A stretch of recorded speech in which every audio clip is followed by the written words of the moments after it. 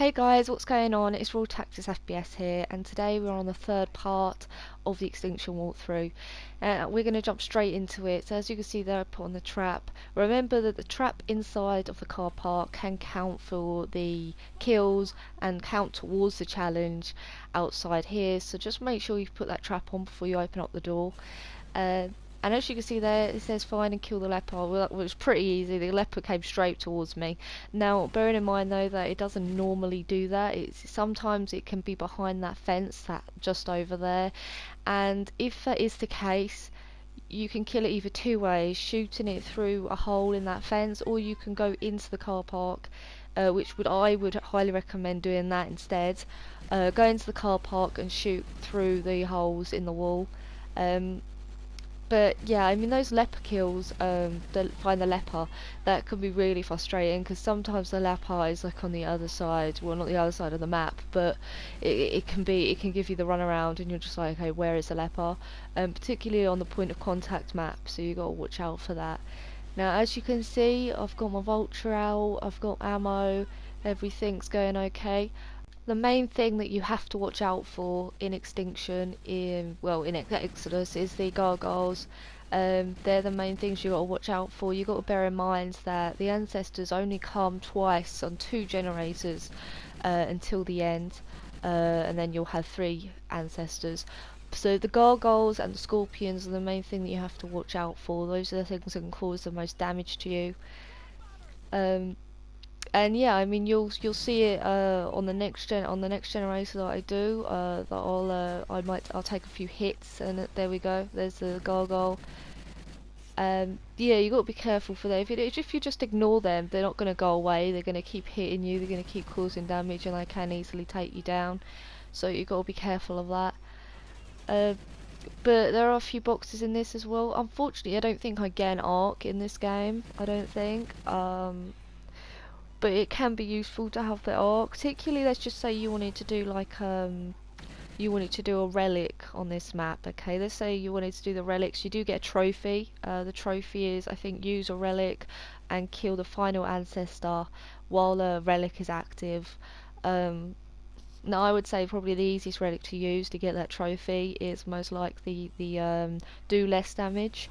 And then if you find a relic, it kind of counteracts that relic in a way. So it's kind of like you haven't even got that relic on, so it can help you finding an arc if you're doing that relic. Um, but arcs are kind of you do find a lot of arcs on solos. It was kind of strange that I didn't find an arc this game. Um, I think I did get a game like before or after this, and it was like literally arc after arc. I found an arc, and then I found another arc, and then I found another arc, and I was like, okay, these arcs gonna stop? I don't need any more. Um, but as you can see there, I've upgraded my engineer full now, so that means that I'll be able to earn that 8,000 instead of 6,000. So that comes in very handy, particularly for the last area where you need a lot of cash.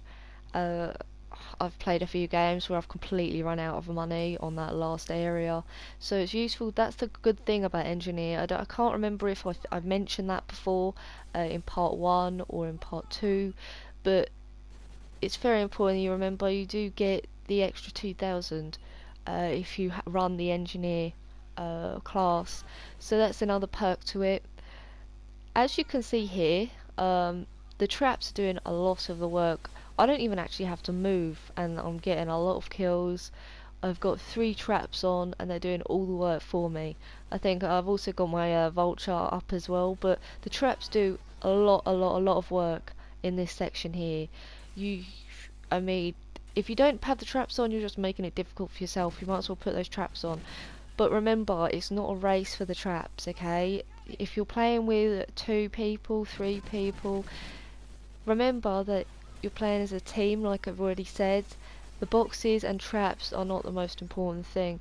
As you can see that was a close call. I nearly went down. I wasn't really paying attention, to be honest. But yeah, I think I threw down some armor there. The gargoyle, like that's why I'm saying make sure you keep an eye out for those gargoyles. It's what I'm standing on right now, actually.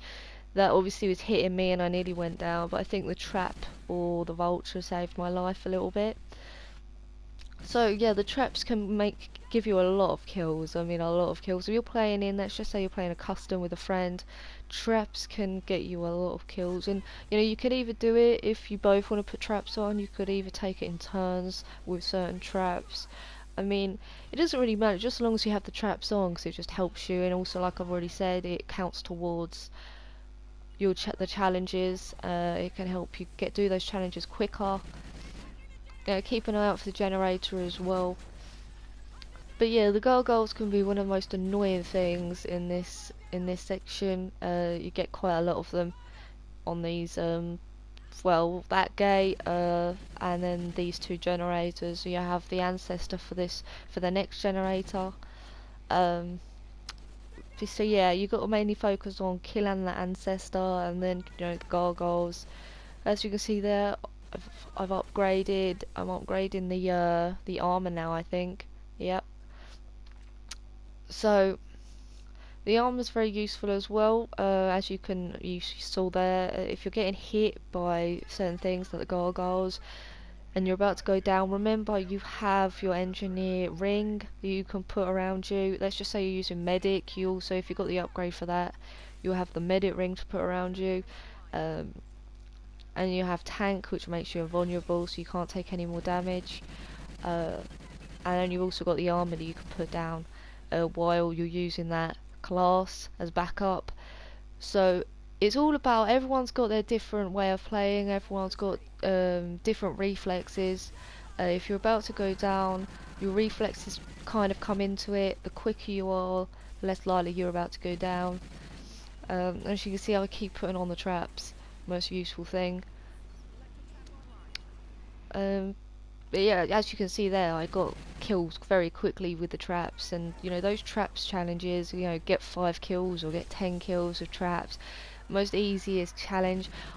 Obviously it's not on point of contact, as a lot of you have probably realised. You'll get a trap challenge near the end of the point of contact map, and the only way you'll be able to do that challenge is by standing literally in the trap to try and get the aliens to walk in there. And bearing in mind, you will actually have to have all of the players do this for you to actually be able to do that challenge. I've been in a few games before where some people have like been just standing by the drill. I mean, yeah, it's good, you're watching the drill, but the quicker you do the challenge, the quicker you can run back to the drill and then protect the drill. So that's another thing you've got to watch out for. Some of the challenges of point of contact can be a little bit challenging, and you've got to watch out for that. But as you can see, another annoying gargoyle, and you know these things piss me off. He just went straight into my trap. But yeah, this one's pretty. The best way to defend this generator is by standing here. You've got the trap to watch you, and then you're watching the generator. It's quite a good place to sit. And I think my shield took a lot of that damage from that gargoyle. So that's another good thing about the shield. It protects you from gargoyles and you know, other aliens. But yeah, imagine if I didn't have tank, for example. I didn't have the extra health. You got to really watch out for these gargoyles, because they can really take away your health, and they can bring you down just like that. Particularly if you're using relics as well. You got to watch out for it. I mean, the best thing to do if you got relics on this section is to go underneath. Put a grenade turret underneath the garage. Make sure it's underneath there so you can't get hit from above. And that's probably the best thing to do for this area. Now, as you can see here, I haven't actually got that much money. I've only got 4,000 around that amount of money, so it's not really that much money. So I decided to do the last gate for you. Usually I don't normally do the last gate, but I thought that I would, as I'm a little bit skint. So it says here, kill 5 aliens in 30 seconds. Pretty simple.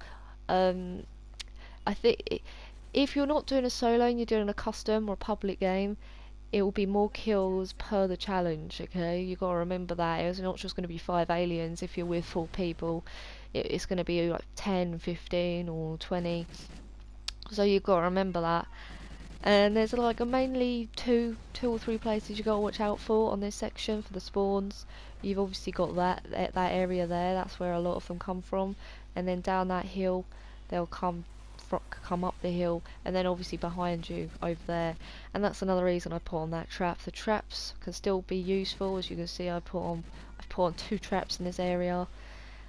You know, traps do a lot of the work on this map, a lot of the work, and you know, it's that's why I personally think as well it's completely useless having certain, you know, like sentry guns for example, because you're spending too much time putting them out, and then you got to worry about the traps as well. You're running around, rushing around, trying to sort everything out, and then you got to watch it all. But there, as you can see there, the traps. I'm standing behind this trap right now, so then the aliens can get the damage from that trap, so it's easier for me to kill them. Also, bear in mind that if you're not doing a solo, it will be you'll have also the rhinos as well to worry about, um, and they'll be spawning there where I'm aiming right now. Uh, you depending on how many people you have, you may have 2 or 3 or even 4 rhinos to worry about, including the blue aliens, if you know what I mean. And the blue aliens can get you a lot of money. They can get you, I think it's $1,000. Um, keep putting on that trap. As you can see there, that's the blue alien that I'm talking about. And I just get out my my disruptor gun, my Star Wars gun. Uh, it's so much easier to kill them using this. There you go, $1,000. So compared to the other aliens where you can get $60 or $200, you can get $1,000 for the blue ones. That's a lot of money compared to the other ones. So it's very useful. And look at that gargoyle, and it's dead. Now, I've actually done this section. I've done this, and now I'm going back to the beginning to do the final bit. There's a few boxes I can search. I was kind of still hoping to find the arc, but I didn't, unfortunately. Um, but yeah, also it's very handy if you're searching the boxes. Remember where certain things are that you have found in the game, because you can always go back to it, which is what I'm about to show you right now. I'm about to pick up the trophy, which I'm about to do right now. There you go. And what I'm going to do is with that, I'm going to go all the way to the beginning, put the trophy down, and then I can go back and pick up the flare. And you know, this can be very handy if you've got, you know, if there's 4 of you, for example, you can all go around, go back to where you maybe found, if you know you couldn't find you couldn't pick up a knife, for example, or a flare because you already had one that you maybe have used throughout the game. You can go back, go and pick them up. And as you can see here, I'm now going to pick up the venom grenade schematic. Now, I don't usually do this, but I thought I would, just to kind of give, you know, just to show you. Pick up 3 of these red boxes, kind of like the disruptor gun. Just pick up those red boxes. There's a lot of them in this area, and you'll be able to make grenades which can cause damage to the ancestors. Quite considerable amount of damage actually. They can help you a lot with the ancestors. As you can see there, I've built it. You just press square and you'll have them in the bottom right hand corner next to your flare. Okay, so that's part 3 done. So I hope you enjoyed it. If you did, leave it a thumbs up. I hope some of the tips was useful and you could use. And I'll have part 4 for you very soon. Okay, thanks. Bye guys.